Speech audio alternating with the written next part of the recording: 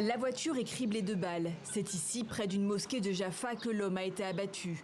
Un Palestinien de Cisjordanie occupé, âgé de 28 ans et sans lien connu avec une faction armée. Nous l'avons cherché partout. À 5h20 ce matin, à cet endroit, les policiers ont repéré le terroriste. En les voyant, il a ouvert le feu et ils l'ont neutralisé. L'aboutissement d'une chasse à l'homme qui a duré toute la nuit, mobilisant soldats et policiers dans une ambiance de guerre urbaine. Tout a commencé vers 21h au cœur de Tel Aviv, dans une rue très prisée pour ses bars et ses restaurants. Il y avait une bonne ambiance et puis soudain on a entendu des booms. Je pense que c'était le deuxième ou le troisième coup qui a touché le verre et puis on a réalisé que c'était des coups de feu. Suivent des scènes de panique et de chaos. L'assaillant a tué au moins 2 personnes et blessé une dizaine d'autres, dont certaines grièvement. On passait devant un bar et les tirs ont commencé à l'extérieur. J'ai vu la fenêtre voler en éclats et les gens se sont mis à courir.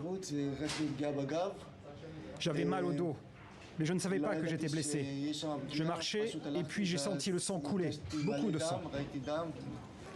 Le djihad islamique salue l'attaque. Le Hamas au pouvoir dans la bande de Gaza parle d'opération héroïque. Depuis le 22 mars, au moins 13 personnes sont mortes dans une série d'attentats en Israël. À Jérusalem, la police est en état d'alerte pour la grande prière du vendredi en ce mois de Ramadan. L'an dernier, des heurts entre Palestiniens et policiers israéliens à cette période avaient déclenché une guerre de 11 jours.